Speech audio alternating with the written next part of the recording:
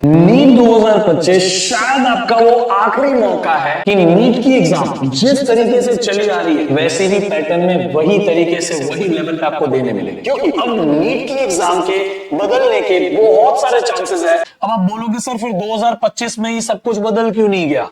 तो 2025 में चेंजेस लाने से बहुत टेंस्ड एनवायरनमेंट क्रिएट हो जाता, बहुत सारे बच्चे बहुत टेंशन में आ जाते और एक बहुत ही अजीब सा माहौल क्रिएट हो जाता उन बच्चों के लिए जो शायद 2-2, 3-3 साल से इस साल के अटेम्प्ट की वेट कर रहे थे और इस साल के अटेम्प्ट के हिसाब से पढ़ रहे थे।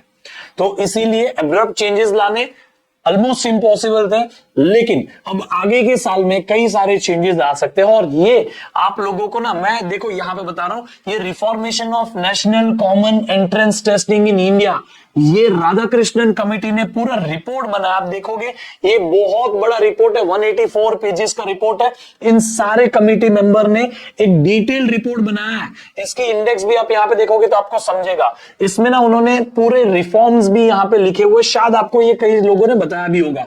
फेज 1 में क्या रिफॉर्म करेंगे, फिर फेज 2 में क्या रिफॉर्म करेंगे, हर एक चीज बताइए। मैं आपको उसको एकदम शॉर्ट में करके बताता हूं, क्यों इसके बारे में अभी पढ़ना जरूरी है और नीट 2025 को इसी साल में आपको नीट को क्रैक करना जरूरी क्यों है। अगले साल चीजें बदल जाएगी, शायद आपको फिर नई पैटर्न के हिसाब से पढ़ाई करनी पड़े, उसके हिसाब से आपको प्रिपेयर करना पड़े, अपने आप को तैयार करना पड़े। शायद वो आपके फायदे में भी हो सकता है, लेकिन बहुत ज्यादा चांसेस है कि वो आपके नुकसान में निकले।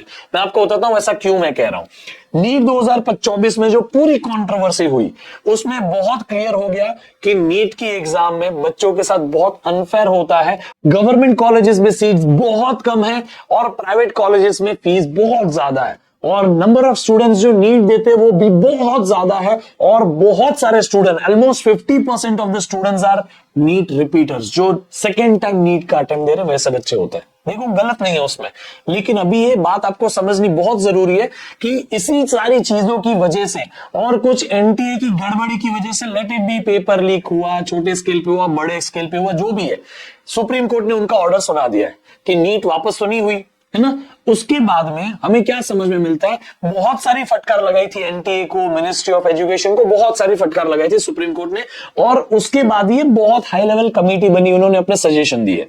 उन्होंने सजेशन दिए, उसके लिए रीजन थे बहुत सारे, जैसे कि नीट 2024 में बैकफायर हुआ, बहुत हाई कट ऑफ चला गया, वो इजी आपको बोल सकते हैं, ये तो गवर्नमेंट ने ही खुद ये बोला है कि it is easy to access education nowadays, so that's why cut off ऊपर चला गया, लेकिन that was not a real reason, क्योंकि वो तो 2-3 साल से है ऐसा। कोविड के बाद से access of education is almost very much easy, हर किसी के हाथ में अभी नीट की पूरी प्रिपरेशन बैठी है, आपको इजी हो गया सब पढ़ाई, ठीक है। मतलब पढ़ाने का जो आपको सोर्स होता है वो आपको मिलना बहुत इजी हो गया, ये नहीं बोल रहा हूं कि सब्जेक्ट इजी हो गया है, ठीक है। अब उसके बाद भी कंपटीशन बढ़ रही है, ज्यादा से ज्यादा बच्चे रिपीट कर रहे हैं, ज्यादा से ज्यादा बच्चे एग्जाम देने के लिए, नीट देने के लिए आ रहे हैं। तो इसमें रिफॉर्म क्या क्या होने चाहिए ये उस कमेटी ने सजेस्ट भी किए थे कि आपकी ऑनलाइन टेस्टिंग हो सकती है, शायद से नीट की एग्जाम पेन पेपर को छोड़ के ऑनलाइन ली जाए, मल्टी स्टेज में एग्जाम लिया जाए, 2 स्टेज में प्री और मेंस जैसे यूपीएससी में होता है, जेई में होता है, ऐसा 2 बार एग्जाम लिया जाए, फिर आपको गवर्नमेंट कॉलेज में एडमिशन दिया जाए, या फिर आपकी एज लिमिट डाल दी जाए जिसमें कैपिंग लगा दी जाए कि इतने अटेम्प्ट्स ही आप दे सकते हैं या इतनी एज तक ही आप एग्जाम दे सकते हैं, नीट के बाद में नहीं दे सकते। बहुत सारे चेंजेस हो सकते हैं। अगर ये चेंजेस हो गए जो दिखने में सिर्फ 3 लाइन है, लेकिन ये पूरी नीट की इतिहास को पलट देंगे। इस साल जो भी पेपर ट्रिकी आएगा, कॉन्सेप्चुअल आएगा, डिफिकल्ट आएगा, वो तो अलग ही हो गया। उसके ऊपर ऐसे चेंजेस आपकी नीट की प्रिपरेशन को और आपके प्रिपरेशन के लेवल को बहुत हैम्पर कर सकते हैं। सो प्लीज मेक श्योर कि ये जो नीट की एग्जाम है वो आपकी आखिरी नीट की एग्जाम हो, प्रिपेयर भी उसी हिसाब से करो कि ये आपकी आखिरी नीट की एग्जाम है, इसके बाद नीट होने नहीं वाला, ऐसा सोच के प्रिपेयर करो। क्लियर कर दो यार, डॉक्टर बनने का सपना पूरा करो अपना। आपको मैं बहुत सारी हेल्प करूंगा इस चैनल के ऊपर। मैं आपको यहाँ पे इंपॉर्टेंट क्वेश्चंस, जो इंपॉर्टेंट बुक्स है जैसे डीसी पांडे है, एसएल अरोरा है, उनमें से इंपॉर्टेंट क्वेश्चंस निकाल के आपको शेयर करूंगा और भी आपके लिए इंपॉर्टेंट वीडियोस लेके आऊंगा। पूरा फिजिक्स का प्रिपरेशन आपको मैं इस चैनल पे कराऊंगा अल्टीमेटली, ठीक है।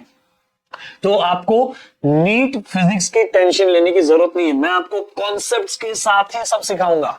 कुछ रट्टा नहीं मारने का, अपने को एग्जैक्ट कॉन्सेप्ट को रियल डेप्थ में सीखने का, मजे करने के, मस्ती मस्ती में पूरा फिजिक्स सीख लेंगे।